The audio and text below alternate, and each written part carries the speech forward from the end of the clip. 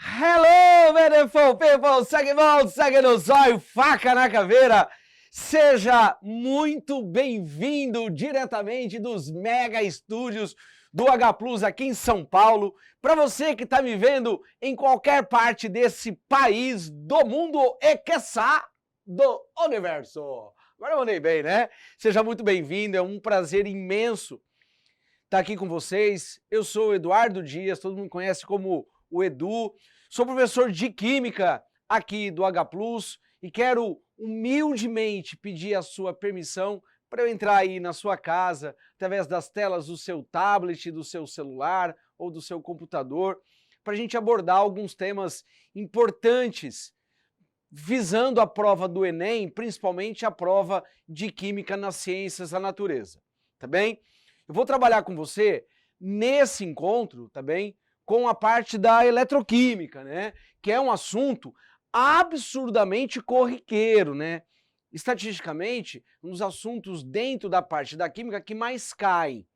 E por mais que a impressão do dia a dia escolar nos dê a perspectiva de um conceito muito complexo, os examinadores, né, no caso a banca do Enem, o INEP, eles propõem de uma forma propositada uma imagem muito rústica, bruta e sanguinária do conceito de eletroquímica, exatamente para que você não veja o que eu vou te mostrar hoje. Não, até parece, né? Até parece, fala aqui com a produção, até parece que o INEP vê minhas aulas, velho, e aí ele fala assim, o Edu ensinou de um jeito que a gente precisa complicar o aluno, mas depois dessa abordagem, você vai perceber que é muito mais tranquilo. Na verdade, o que eu quero te propor é uma ansiedade pela questão de eletroquímica, até uma vontade mesmo. Se chegar lá no dia do Enem e não tiver eletroquímica, levanta a mão e fala para o fiscal, não. As federais não me merecem, não tem eletroquímica, porque é uma questão que você vai fazer questão, não só que apareça na prova, mas que também você vai fazer questão de acertar. Bom, o que mete medo em você em eletroquímica? Você olhar para o lugar errado. Como assim? Olha para onde, Edu? Quando você olha para a eletroquímica, você tradicionalmente fica confuso porque você olha para essa parte aqui, ó. Você olha para a parte elétrica. E a eletroquímica não tem como foco a parte elétrica. Então eu, deliberadamente, vou fazer assim, ó. Ó, eu não quero mais que você para a parte elétrica. Edu, mas tem elétron? Tem. Mas se você olhar para o elétron como matriz de todo o processo, você nunca vai enxergar aquilo que se deve em termos de abordagem dentro da eletroquímica. Você tem que olhar só para a química. Só para a química. E quando você olha apenas para a química, a definição de química é uma definição de reação química. É uma análise de transformação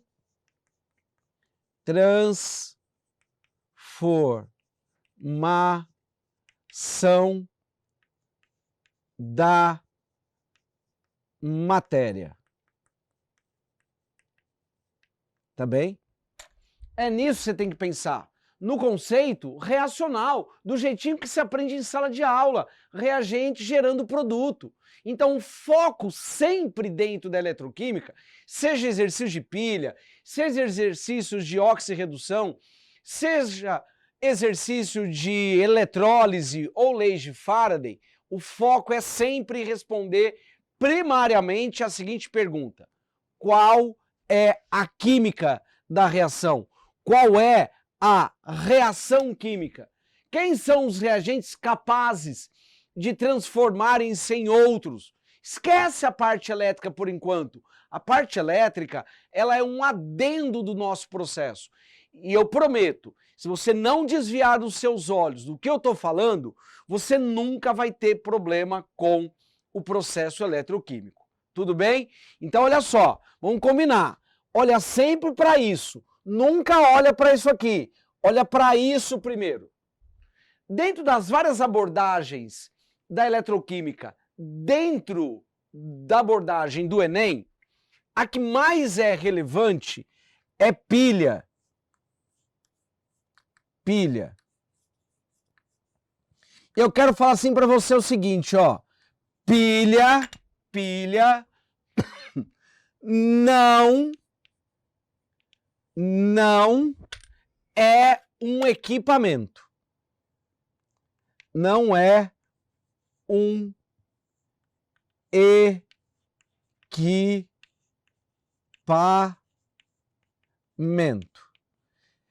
Para de pensar que a prova é de engenharia, que você precisa entender o funcionamento técnico daquelas estruturas que eles te apresentam. Pilha não é um equipamento. Pilha é um processo químico. Pensa comigo. Por que o celular funciona? Ah, professor, porque tem bateria. Então, se você pensar, por que o celular acaba a bateria? Muitos podem pensar que o celular acabou a bateria, parou de funcionar, a pilha não serve mais para nada, porque acabaram os elétrons. Não! Você está olhando para cá, ó. Olha para cá. Se você compreende o que eu estou dizendo, que pilha, dentro do conceito eletroquímico, dentro de umas aplicações eletroquímicas, que pilha é um processo químico, quando a pilha para de funcionar, é porque a reação acabou. Tecnicamente, de uma forma bem ampla, tá bem? Existem detalhes muito específicos para isso, que não competem à prova do Enem. O conceito mais amplo para você pensar em pilha é que ela acaba porque os reagentes acabam, são consumidos. E é uma dica para você, a quantidade de elétrons é sempre a mesma. A quantidade de elétrons é sempre a mesma. Então, para de olhar para os elétrons, olha para o processo, para de olhar para o equipamento, olha para o reagente. Não importa qual seja o desenho. A grande sacada de um processo eletroquímico é você entender e reconhecer qual é a reação química. Beleza? Pois bem, o que eu quero te mostrar hoje é o seguinte. Quando nós pensamos em pilha, nós pensamos primariamente numa reação química. Sempre assim. Numa reação química. Um dos proveitos dessa reação química, gente, é a utilização da eletricidade. Tá bem? A eletricidade é uma das consequências de toda essa parafernália, ela não é a causa. Entendeu? Ah, mas eu uso uma pilha para ter corrente elétrica para funcionar os meus aplicativos. Beleza, mas ela é sempre uma competência da reação. Tanto é que você tem lá na pilha reagentes transformando-se em produtos e você não liga para o produto, mas saiba que eles existem. Outra coisa importante, quando você compra um celular, ele já está funcionando, tá? Quando você compra uma pilha no supermercado, ela já está funcionando. A grande questão é que a cinética impõe uma velocidade baixa, mas os reagentes já estão sendo consumidos. Ela já está perdendo a sua capacidade de transformação e, consequentemente, de utilização da corrente elétrica. Então nós temos aqui, ó, um processo, a reação química, ela é um processo, lembra lá? É um processo químico. Então, o que eu vou te contar hoje é que a pilha é um processo espontâneo.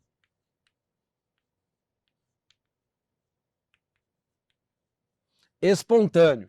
Vai ter uma afirmativa aqui, ó, um adendo aqui no finalzinho que eu já vou deixar pronto para você, tá bem? O que significa processo espontâneo? A partir do momento que você colocou os dois reagentes, a partir do momento que você reconheceu quem são as substâncias que se desenvolvem ali dentro, cara, não para mais. Só quando um ou outro ou os dois acabam. Então nós não temos o poder de manuseio da reação. A gente pode acelerar por usar mais aplicativos, pode retardar por usar menos aplicativos. Porém, a reação, ao ser startada, só acaba quando termina. Eu sempre quis dizer essa frase. Parece um comentarista de futebol, né? Um detalhe importante é o seguinte. Na verdade, nós temos duas reações que são simultâneas. Que reações que são essas? Vou até mudar a paleta de cor aqui, ó, para não te confundir sobre o que eu vou dizer. Tá bem? Que reações que são essas? Aqui eu vou completar. Uma se chama oxidação e a outra se chama redução. Tá bem? A oxidação, por natureza, é a perda de elétron. A redução, por natureza, é o ganho de elétrons. Então, o que você tem que pensar é que há um movimento eletrônico desse jeito. O que acontece que causa um certo espanto é que você precisa entender a mecânica. Não precisa. É só visualmente reconhecer os reagentes. Um deles vai sofrer oxidação, outro dele vai sofrer redução. Sem nenhum tipo de alarde. É só reconhecer naquele processo químico, naquela transformação da matéria, um deles vai oxidar, o outro vai reduzir. A grande estratégia do equipamento é colocar essa substância separada dessa. Para quê? Para que o elétron faça um caminho. Então não se preocupe com o desenho, apenas no reconhecimento do material. Qual que é a minha função aqui hoje? Te mostrar os caminhos mais sólidos para você reconhecer a reação química. E existem 3 abordagens únicas, exemplares e muito fiéis aos exercícios de reconhecimento de uma reação química. A primeira forma de reconhecimento é quando ele gratuitamente te dá a equação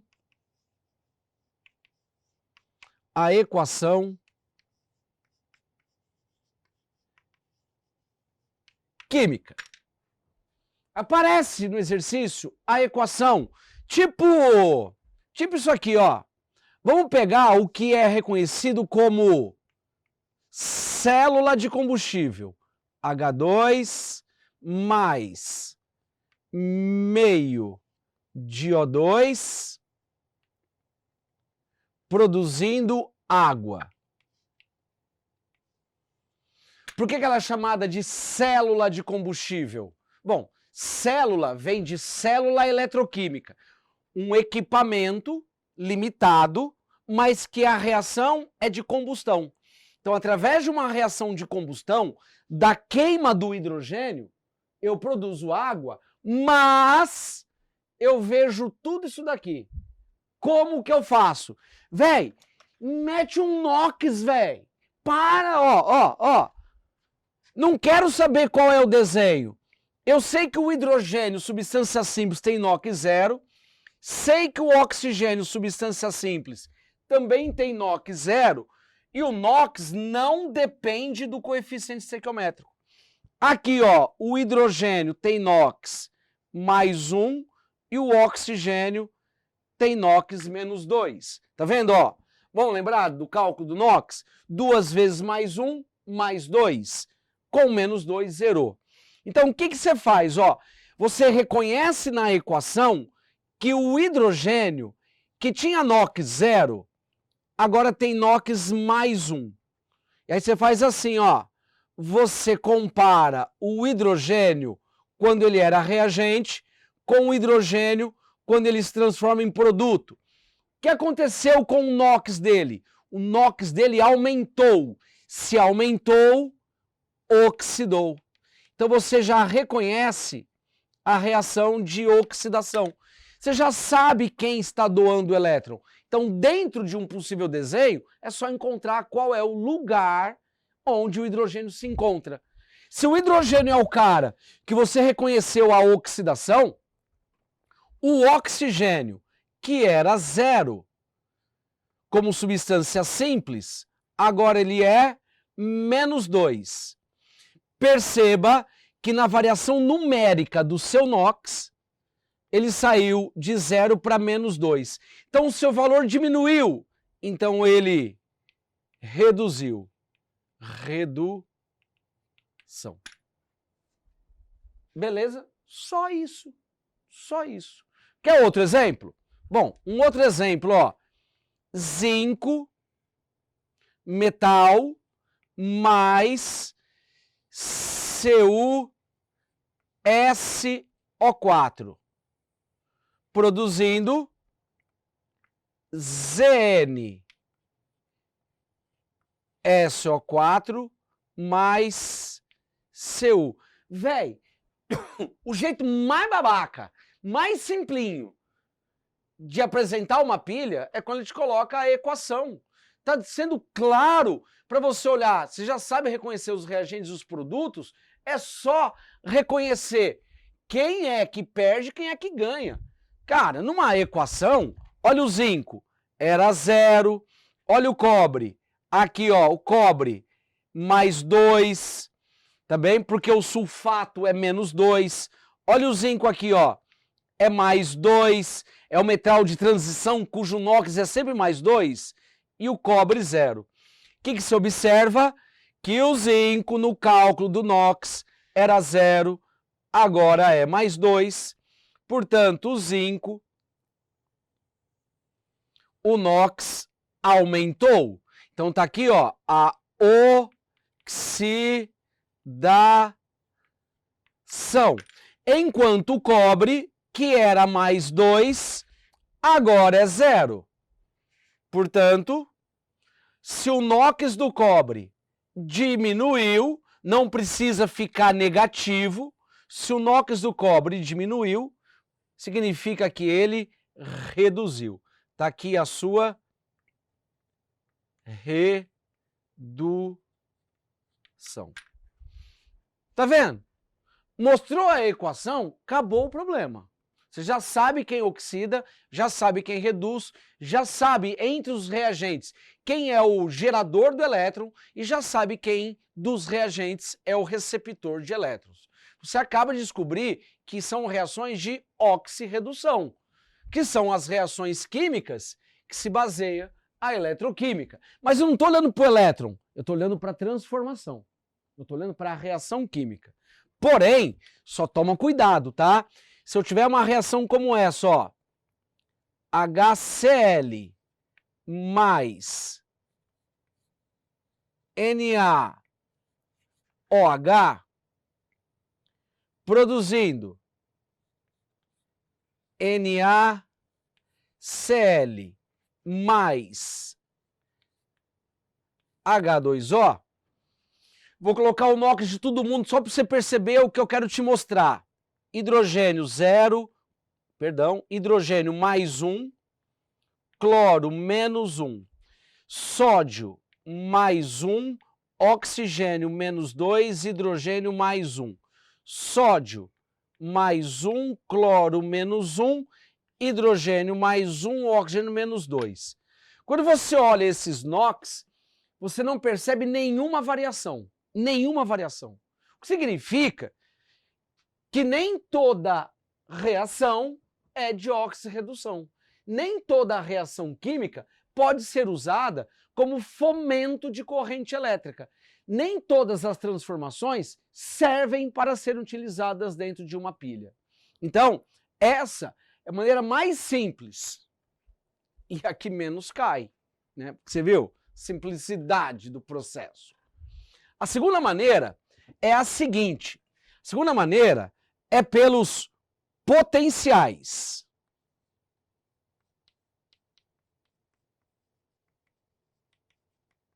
Potenciais. E você tem que entender duas coisas. Primeiro, potencial vem do latim potentia, que na língua portuguesa significa capacidade. Tá bem? Por que eu preciso saber isso, Edu? Sabe por quê? Porque essa característica é uma propriedade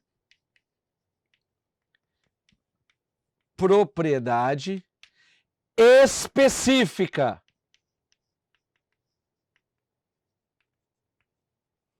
Quer dizer, é uma análise experimental de identidade da matéria. Não é à toa que o hidrogênio, diante do oxigênio, sofre oxidação. Não é da minha cabeça que o zinco, diante do sulfato de cobre, sofre oxidação. Não é à toa. É porque eles guardam em si uma propriedade chamada potencial de oxidação. O que é o potencial de oxidação? É a capacidade que cada espécie tem de sofrer oxidação. Só que, por que o oxigênio reduz diante do hidrogênio? Porque a capacidade que ele tem de reduzir é maior que a do hidrogênio. Por isso ele reduz. E é por isso que o processo é espontâneo. Se o cobre sofre a redução numa pilha, é porque a capacidade que ele tem de receber elétron é maior que a do zinco. Portanto, ele tem uma maior capacidade de redução.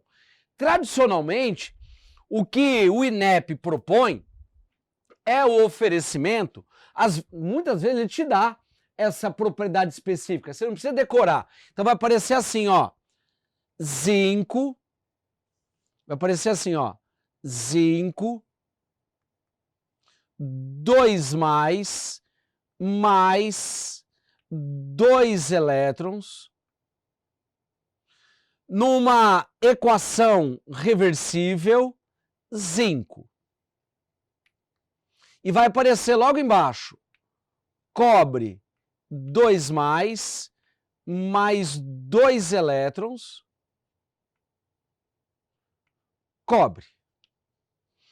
Se você observar, na leitura da equação, não é uma reação, é um dado de potencial. O zinco está saindo de +2 para 0. É um sinal, presta atenção, hein? É diferente daquilo lá. É um sinal que ele está te fornecendo a propriedade específica. E aí do lado vai aparecer a letra E, que significa eletrodo. Por que com a bolinha lá em cima? Porque existe um referencial para que eu te mostre esses valores. O do zinco é menos 0,76 volt. O do cobre, mais 0,34 volt. Então, o que você tem que entender primeiro é onde você está. Você está na equação da reação? Não. Você está nos dados de propriedade específica. Que propriedade ele está falando? Ponto de fusão ou ebulição? Densidade ou viscosidade? Potencial de oxidação ou potencial de redução? Dá uma olhada, ó. O elétron está do lado esquerdo. Então significa que é uma informação de entrada, de ganho de elétrons. Então, o potencial é de redução. Edu, agora fiquei mais louco que o Batman e Robin, velho.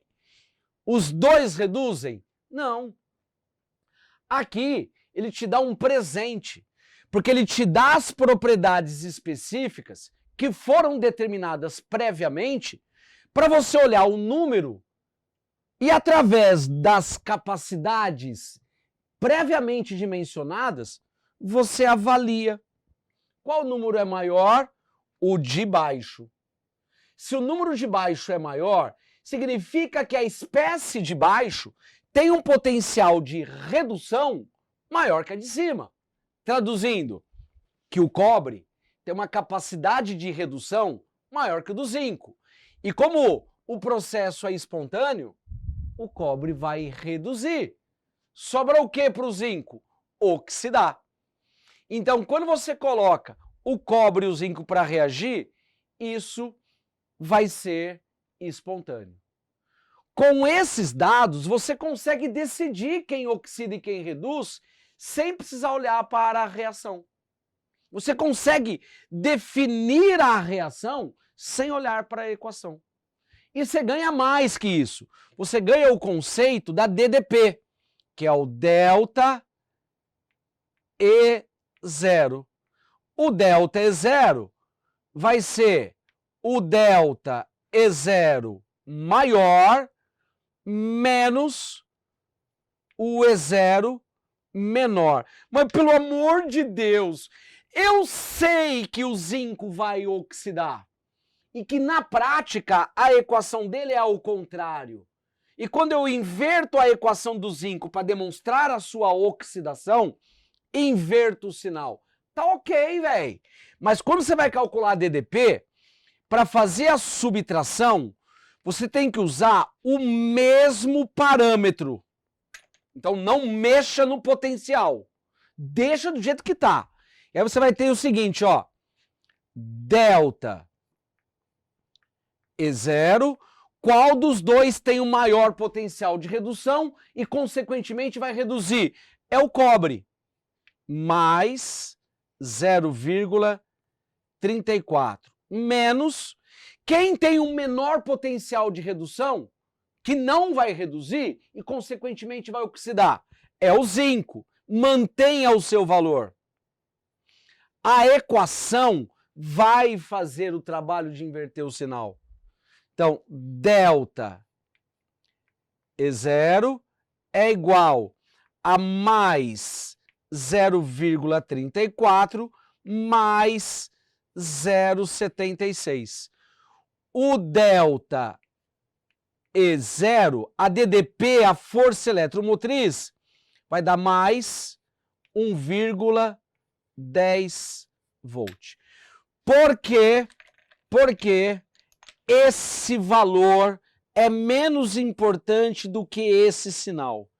Porque matematicamente, quando você pega o maior e subtrai o menor, a soma, ou a subtração, né, vai dar positivo.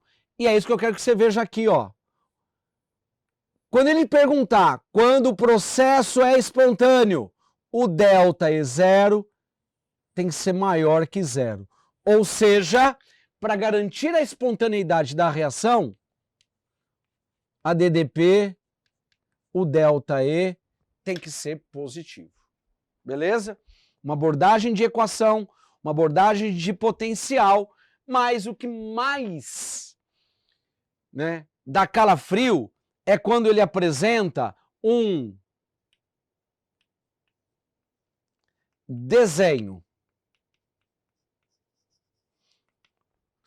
O desenho de uma pilha, de um equipamento, você não está percebendo, mas isso é uma pilha, tá bem? E o processo de antes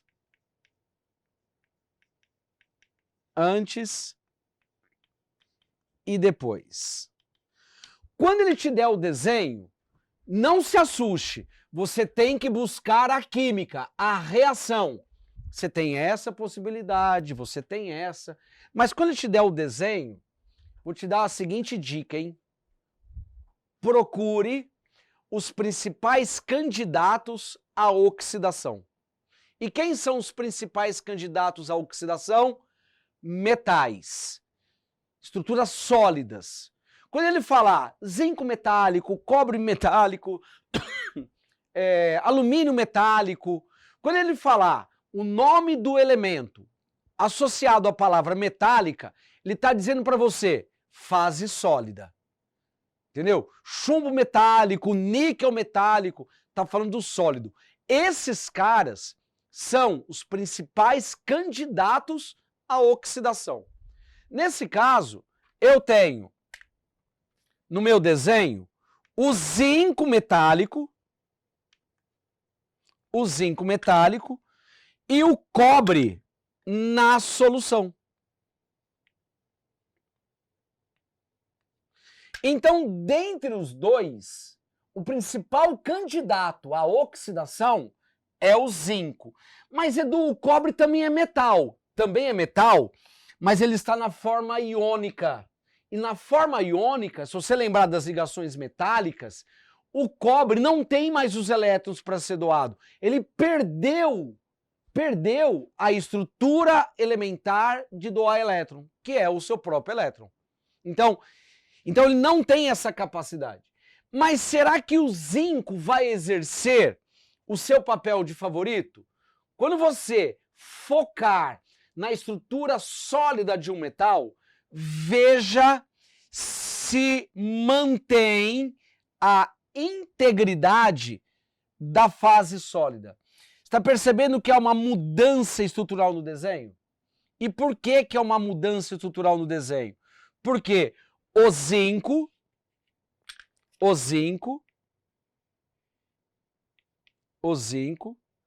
está sofrendo a oxidação e está se transformando em zinco, tá bem?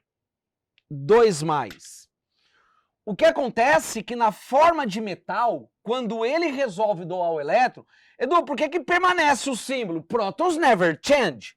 Então, não cabe mais ao zinco ficar na forma sólida. E é por isso que ele esfacela tudo. E o cobre? Você vai perceber que na estrutura do sólido, você vai encontrar uma forma um pouco diferente. Que forma que é essa? É o cobre, que era 2+, porque se alguém perde elétrons, alguém tem que receber o elétron. E quando o cobre recebe o elétron, o que acontece? Ele se transforma em cobre metálico. E como é que é o cobre metálico? Sólido. Então dá para perceber nitidamente num desenho como é que eu tenho a identidade da reação de quem oxida e quem reduz. Vamos para o telão para você ver um caso típico da pilha mais tradicional que a gente tem, que é a pilha de Daniel. A pilha de Daniel mostra prioritariamente tudo que eu te falei, mas de uma forma mais estruturada. Por quê?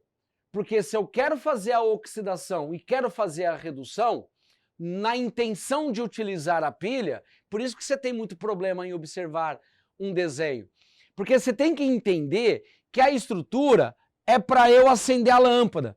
O elétron que sai da oxidação tem que caminhar obrigatoriamente até a redução e eu usar ele, porque senão qual que é o sentido da pilha? Se eu não consigo mandar um zap, entendeu? Então observa, ó, você está vendo? Esse é o candidato à oxidação. Esse é o candidato à oxidação. Tanto a placa de zinco quanto a placa de cobre. Edu, como é que eu sei que é o zinco? Olha aqui para a lousa, ó. Olha aqui para a lousa. Ou ele me deu a equação e eu descobri pelo zinco, ou ele me deu os potenciais, ou ele me falou que o zinco, ele corrói diante do cobre. São essas três informações. Agora veja bem, você vai observar, ó, que há uma decomposição da estrutura sólida. É sinal, é um apontamento de que o zinco é quem está oxidando.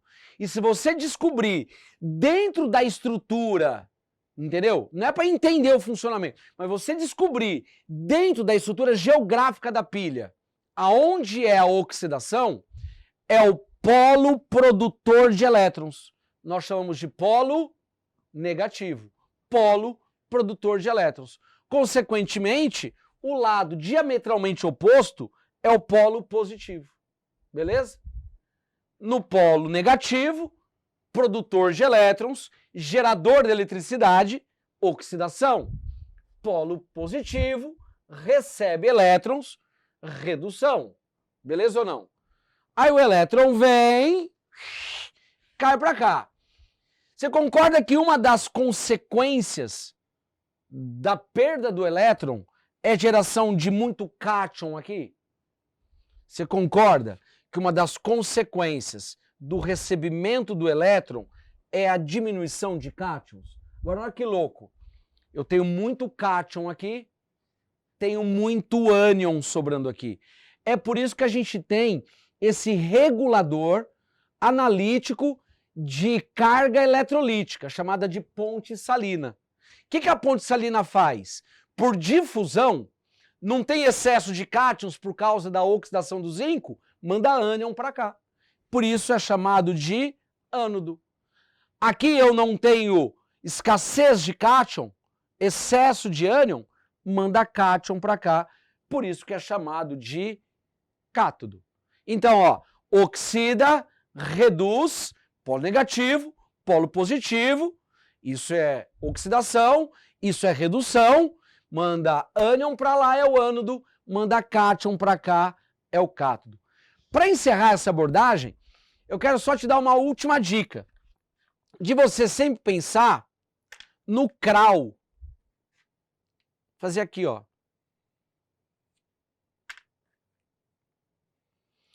Por que pensar em um CRAL? Sabe por que pensar no CRAL? Porque se você está procurando a reação química, a letra O significa oxidação.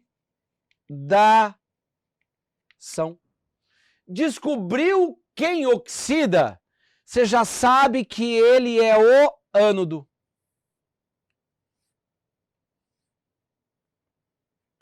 O ânodo. Descobriu quem reduz, consequentemente, você já sabe que ele é o cátodo. Beleza? Ah, eu já sei. Não foi um CRALzão, né? Foi um CRAL meio que mais ou menos, porque são essas perguntas que ele faz. Quem é o polo negativo? É quem oxida, chamado de ânodo. Quem é o polo positivo?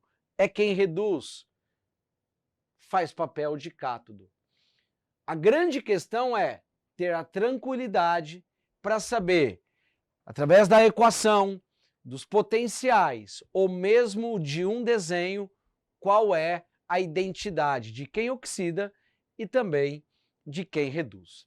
Beleza? Vou deixar você printar a lousa, tá certo?